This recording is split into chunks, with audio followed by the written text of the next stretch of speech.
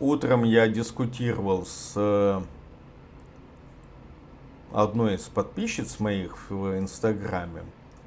Мы дискутировали в комментариях о недвижимости в Испании. Буквально вчера, позавчера появилась новость о том, что испанское правительство, Педро Санчес, премьер-министр, планирует со следующего года ввести 100% налог на приобретение недвижимости в Испании. Сейчас нужно платить 10% при покупке чего бы то ни было.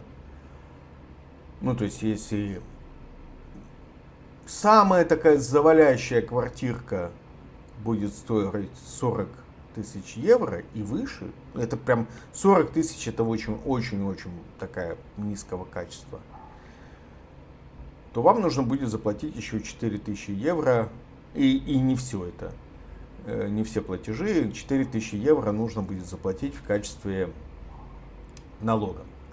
Со следующего года Педро Санчес планирует сделать 100% такие платежи. То есть, по сути, недвижимость для нерезидентов Евросоюза подорожает вдвое.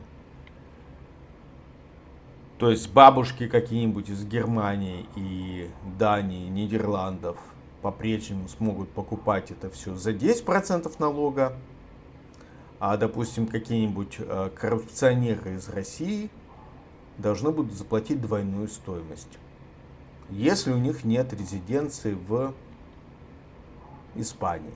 Это со следующего года. С 3 апреля 2025 года, то есть вот-вот, будет закрыта программа так называемых золотых виз. То есть виз инвесторов, ну, по-другому. Если ты покупаешь, там, не помню на какую сумму, ну, условно говоря, по-моему, на 500 000 евро, какую-нибудь виллу купил такую плохонькую, потому что 500 000 в Испании это такая очень даже среднего качества вилла, или квартира, ну, квартира пошикарнее, но тем не менее. Вот если ты сейчас вкладываешь 500 000, то ты можешь получить золотую визу, то есть вид на жительство на какое-то время. С 3 апреля 2025 года эта программа закрывается. Те, кто успел, тот успел, но это же не бессрочно. То есть вы успели, но вы успели на сколько? На 2, на 3 года, на сколько эта виза выдается. Вот. Соответственно, продлиться вы уже по этой программе не сможете.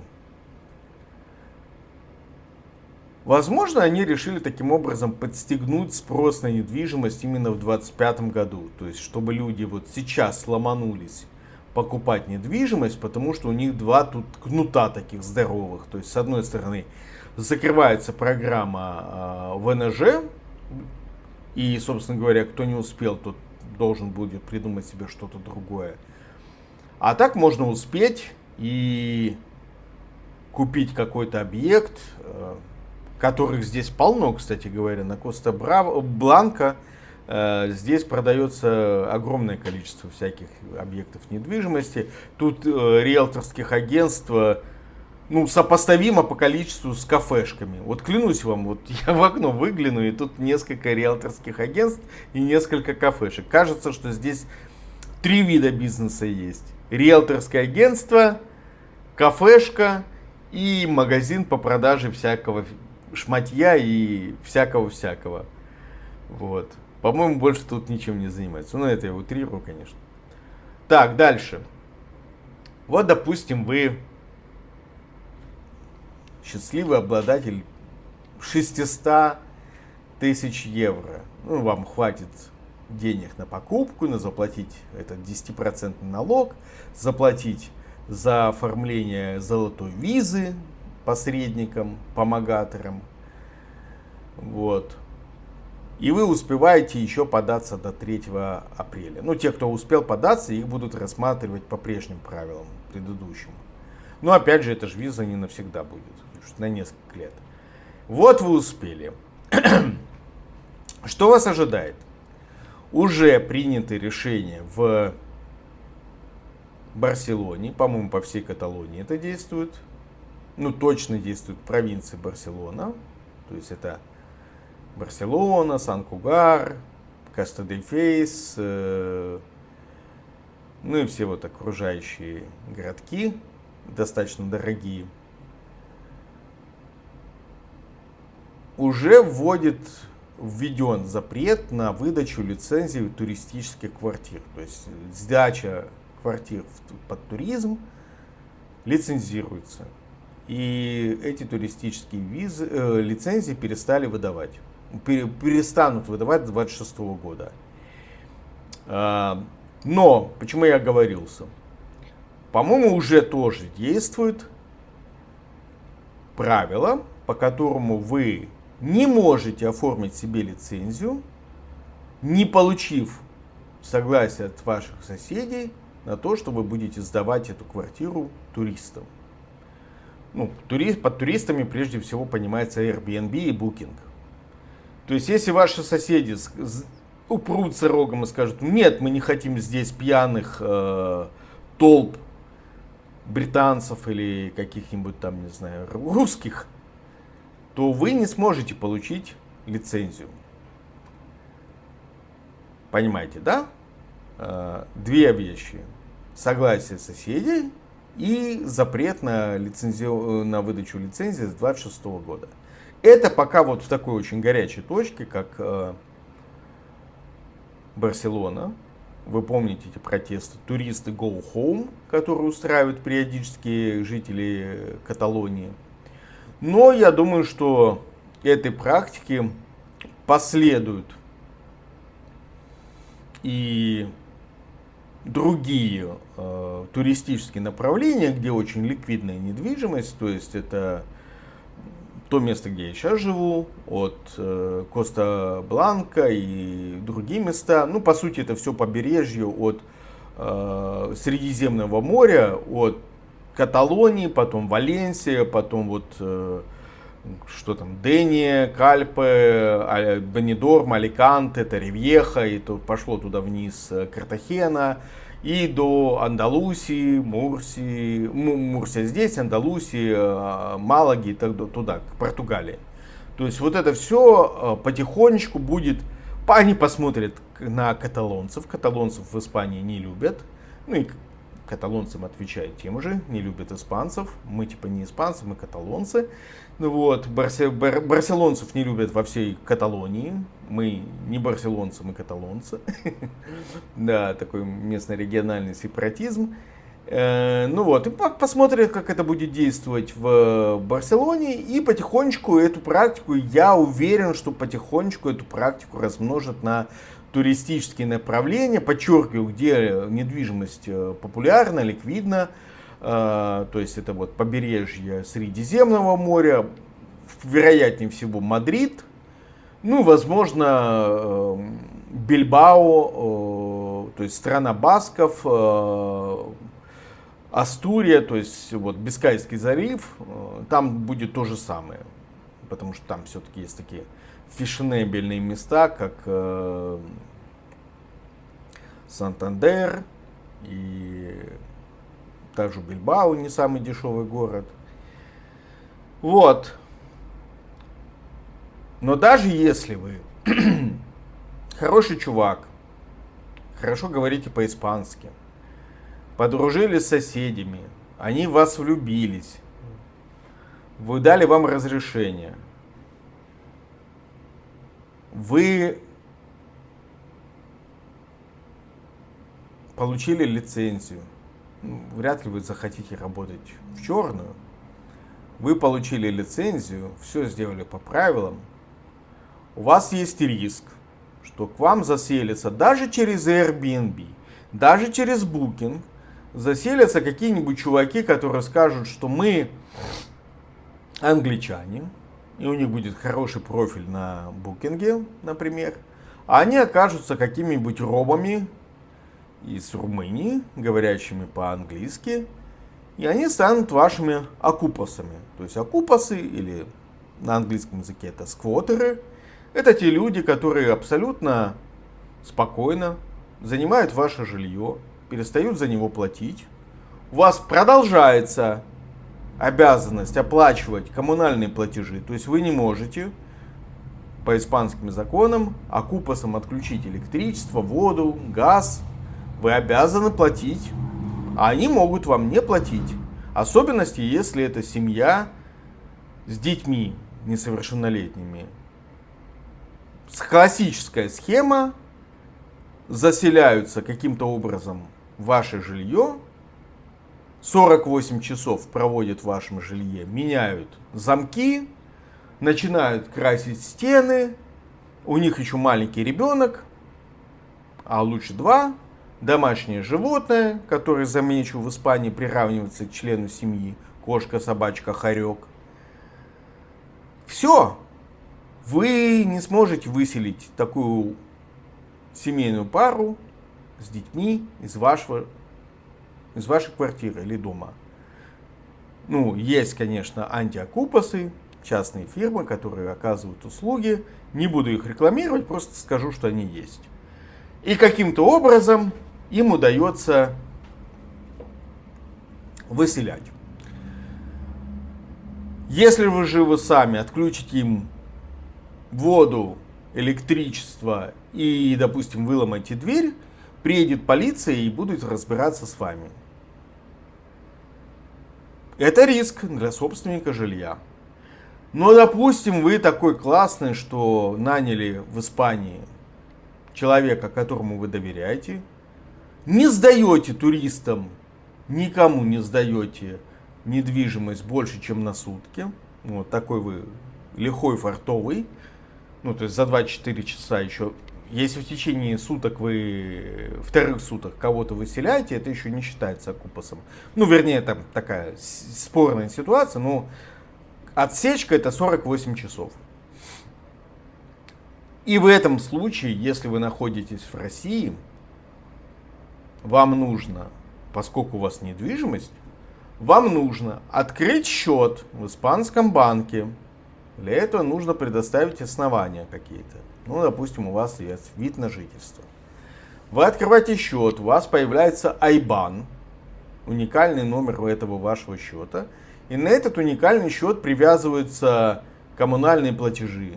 То есть вы заключаете контракты с поставщиками воды, электричества, газа, интернета. Допустим, если у вас там Wi-Fi есть. Вот, и оптика. И с вас с этого счета будут автоматически списываться платежи.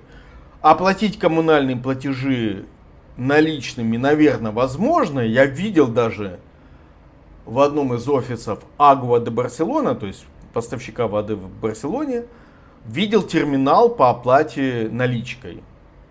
Но, по-моему, только в одном из офисов, в остальных требовали оплатить переводом либо через банк-клиент с телефона, либо дать IBAN и с вас просто спишут.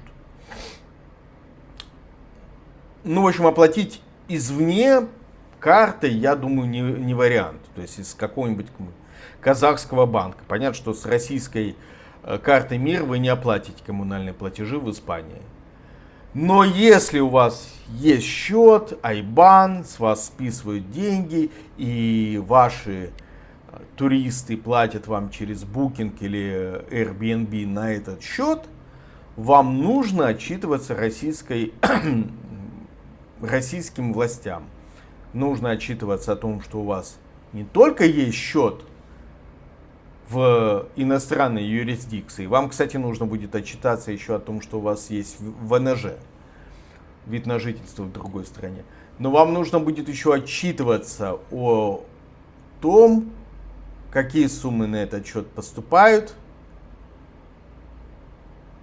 и платить с этих сумм налоги.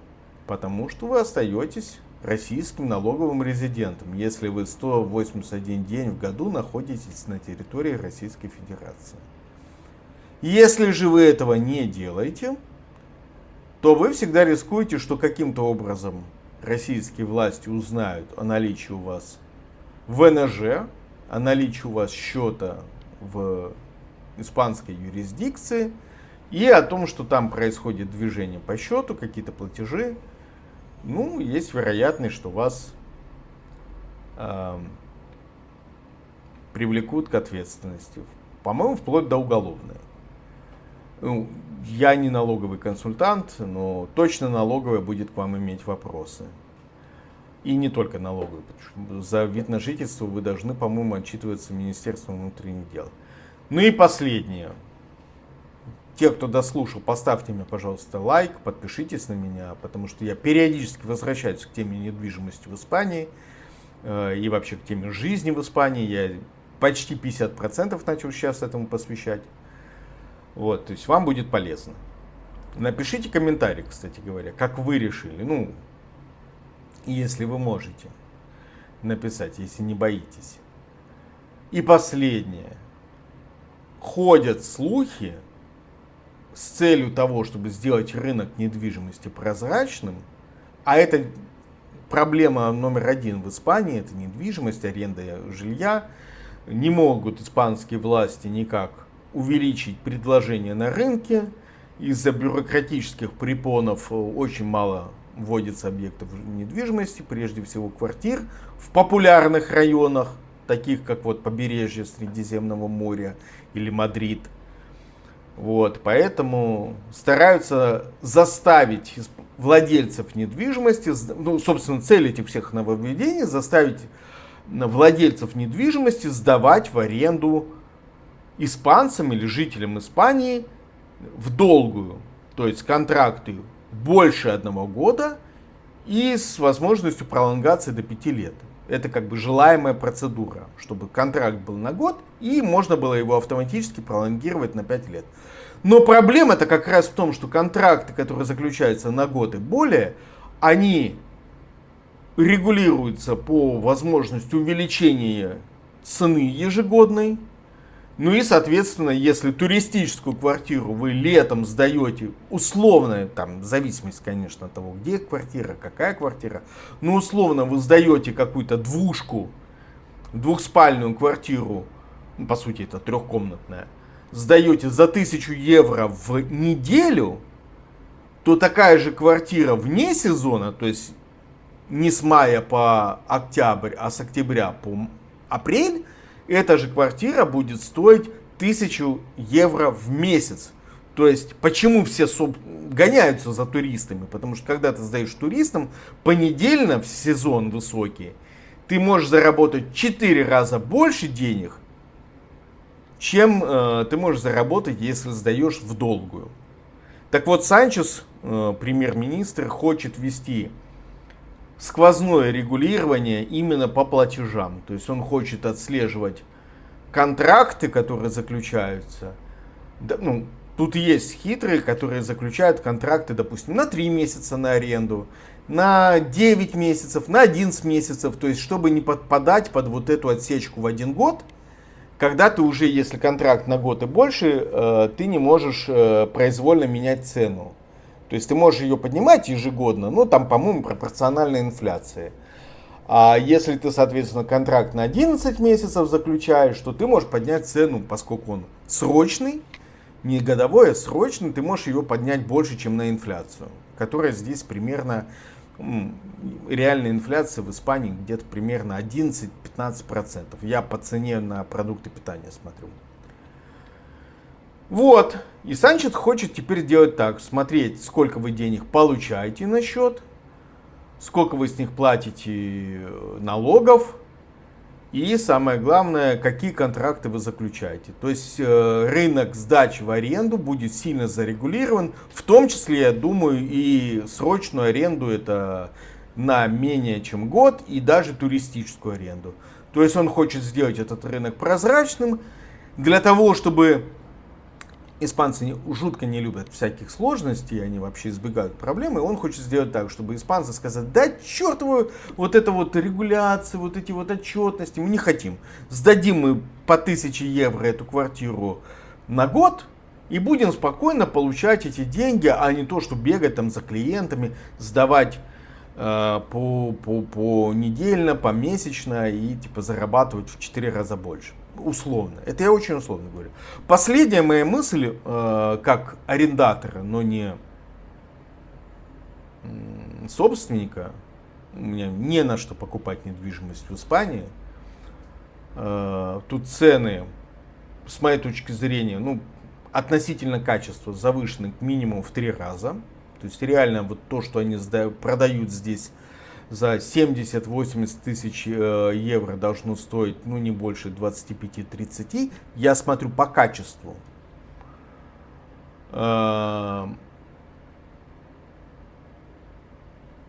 Даже если вы, ну вот, наняли какую-то управляющую компанию в Испании, которая за вас все делает, ну, риэлторское агентство, которое за вас все делает, естественно, оно получает от вас платежи, проценты от сдачи в аренду.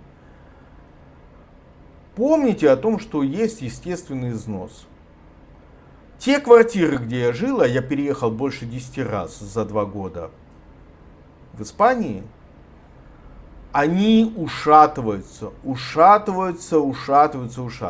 Да, есть механизм депозита, то есть есть механизм удержания арендной платы, ну, в смысле, в сумме там, 1- или 2-месячной арендной платы в случае, если квартира была испорчена. Там, мебель была испорчена, техника или еще что-то. Но все равно бывают такие случаи, когда и вы не застрахованы от них, когда арендатор, может быть он наркозависимый или еще какой-то, может вам нанести ущерб вашему имуществу такой, который не пропорционален тому депозиту, и просто слиться. Ну, пример. Хорошая посудомоечная, хорошая стиральная машина стоит в Испании где-то 300-400 евро. Холодильник от 300 до 600 евро. Котел газовый нагревательный стоит, ну, как мне сказали, новый, там, 800 тысяч евро. Ну, то есть депозит обычно это 1 месячная оплата, ну, то есть 1000 евро усредненно. Если ваш арендатор ушатал, допустим, котел и холодильник, вы уже попали на деньги больше, чем вы у него взяли депозита. И поймите, что в Испании очень-очень медленное правосудие. Адвокаты стоят денег, просто поговорить, даже не час, а просто поговорить, может быть полчаса, одна консультация 60 евро, от 60 евро. А если они берутся за ваше дело, то они с вас возьмут много большую сумму. Ну и соответственно, человек вам нанес ущерба, допустим, на 2-3 тысячи евро, вы с него там 1000 удержали, и все остальное либо вы плюнете, либо долго-долго будете с ним бегать по всяким инстанциям и судам. Вызывать тут полицию на арендатора или арендодателя, кстати говоря, бессмысленно. Я пробовал, не действует. Полиция в споры по аренде не вмешивается. Это не только мое мнение, это мнение и других людей. То есть вас могут обворовать. Кстати говоря, да, забыл об этом сказать. Обязательно подключайте охранную сигнализацию. Во-первых, это поможет узнать точно, если к вам вселились окупасы, когда они вселились. Я бы рекомендовал в любой недвижимости ставить охранную сигнализацию, еще несколько веб-камер с датчиками движения, чтобы вы получали к себе сигнал, если кто-то в ваше жилье войдет. Но, кстати говоря, против камер могут выступать ваши арендаторы, что они стоят. Но охранную сигнализацию точно надо ставить, это дополнительные платежи ежемесячные. В общем, плати, а доходы все время стараются у вас проконтролировать, расчехвостить вас на налоги. И если это не сделает испанское правительство, то хочет сделать российское правительство. Ну, а уходить в серую зону можно, наверное. Но чем больше в серой зоне вы работаете, тем больше ваши риски. Вот что касается недвижимости в Испании. Спросите ли вы меня, а стал бы я покупать здесь что-то в Испании? Да, я стал бы покупать, но первое, только дом с землей. В этом, с моей точки зрения, имеет смысл в Испании, потому что тут погода, потому что так ты можешь пользоваться вот преимуществами хорошей погоды в Испании. Плюс я не могу до сих пор привыкнуть к шуму от соседей. Вот сегодня ночью соседи пришли в 12 часов и устраивали вакханалию до 2 часов ночи. И ты им ничего не сделаешь. Полицию я даже не пытаюсь вызывать, ну, бесполезно. Ну вот. Если приедут, то просто пальчиком пожурят, и ты больше сна и терпения потеряешь на этом.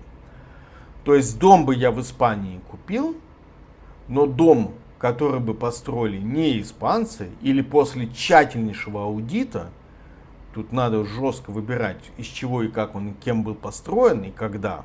Тут зачастую дома строят без фундаментов. А Испания потряхивает. По крайней мере, побережье Испании, оно сейсмоактивное. Посмотрите карту сейсмики. Ну и по недвижимости есть вот такая вот дилемма. То, что мне нравится, стоя в хорошем месте, подчеркиваю, сам дом, само строение в стоимости недвижимости и очень маленькую долю имеет. Ценится место. То есть вот если у тебя недвижимость, дом какой-то там, не знаю, 100 квадратов, где-то там в районе Барселоны, он будет стоить в районе полумиллиона, в зависимости от дизайна. Если такой же дом, ну где-нибудь в Эстремадуре, он будет стоить в половину дешевле. То есть дом одинаковый, но земля разная, разная локация. То есть вы платите прежде всего за локацию, а уже в меньшей степени за само строение. И вот если бы я мог себе это позволить, я бы покупал дом в хорошей локации и только для себя. То есть как бизнес я бы недвижимость в Испании не выбирал. 100%. Это та область, где государство всеми руками и ногами лезет со своим регулированием. И кажется, было принято решение зарегулировать эту область таким образом, чтобы собственники практически перестали покупать, либо перестали сдавать туристам, начали в долгую сдавать, либо недвижимость стали покупать меньше, и тогда стоимость на рынке недвижимости поползет вниз, если спроса не будет такого, как сейчас. Плюс, понятно, что никакая квартира, она не бывает без хозяев. То есть, если квартира пустая, и она принадлежит кому-то, застройщику или банку, который, допустим, взял эту квартиру обанкротившегося застройщика. То есть, рано или поздно при низком спросе банк или застройщик будет вынужден сбросить эту квартиру по той цене, по которой ее купят. То есть правительство добивается сейчас того, чтобы квартиры начали продавать в собственность по меньшей цене или сдавать по меньшей цене. Вот, это генеральная линия на многие годы. Поэтому в область экономики, где правительство всеми силами старается регулировать что-то и, как правило, неэффективно, я бы не стал вкладываться. Почему я считаю неэффективно? Простой пример. Год назад, по-моему, было принято решение, что за услуги риэлторов должны платить арендодатели. То есть стандартная схема, риэлтор получает 10% от годовой стоимости аренды плюс НДС, как процент за свои услуги. Кто-то делает чуть меньше и говорит, что это месячная оплата. То есть, есть месячная аренда 1000 евро, то типа риэлторам должны заплатить 1000 евро. На самом деле, если исходить из более, скажем, стандартной практики, без скидок, то речь идет о годовая 10% в год, это 1200 евро, плюс 20% НДС, то есть около 1500. Проценты риэлтору. Даже если вы на полгода снимаете, все равно с вас попросят эти проценты. Ну, кто-то делает скидку, для простоты говорит, вот стоимость арендной платы в месяц это проценты риэлтору. И вот при всех вот этих вот условиях, а люди здесь просто маленькие зарплаты, минимальная зарплата чуть больше 1000 евро до налогов, то есть после налогов еще меньше. Средняя зарплата 1800 евро до налогов, то есть после налогов еще меньше. А налоговая шкала тут прогрессивная. Так вот, год назад правительство приняло решение, что а давайте мы заставим арендодателей, раз они зарабатывают, платить риэлторам эту ставку за их услуги, комиссию. И я со многими риэлторами говорил, и они сказали, а мы ушли. Мы ушли с рынка аренды жилой недвижимости, потому что арендодатели не хотят платить нам деньги в качестве процента, а арендатора, если мы просим нам заплатить деньги, то мы нарушаем закон. То есть просить-то они просят. И особенно русскоязычные риэлторы, они очень многие просят себе процент. Очень многие, почти все. И прям пишут мне, а что вы хотите, чтобы мы работали бесплатно? Нет, ребята, я хочу, чтобы вы, находясь в Испании, начали хотя бы эти законы соблюдать. Ну, то есть, если принят закон, что арендодатель должен платить 10%, ну или там сколько агентству захочет, ну платите. А когда вы приходите ко мне и говорите, вот я хочу эту сумму с тебя, вы нарушаете закон. Я не хочу, чтобы в моем отношении нарушали закон. Ну и поэтому на рынке оказалось меньше риэлторов, которые занимаются этими объектами. И как я говорил неоднократно и повторю, испанцам лениво сдавать в аренду, но они просто эти квартиры держат. И ждут, когда оно там само собой как-то решится. Оно походу не решается.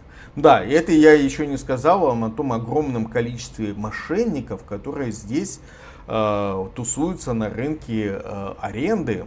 Огромное количество мошенников. Ну, я не сталкивался с покупкой, у меня нет такого опыта. Но с точки зрения арендатора, тут просто на каждого собственника приходится по 3 мошенника, которые хотят с тебя денег, которые не хотят реально показываться, и когда доходит дело до реального контрактования, там они сливаются, либо ждут, когда ты лоханешься и заплатишь им деньги. И это тоже проблема рынка. То, что здесь можно натолкнуться на всякие мошеннические действия. Ну вот, все. Всем пока, выговорился, надеюсь, для вас это было полезно.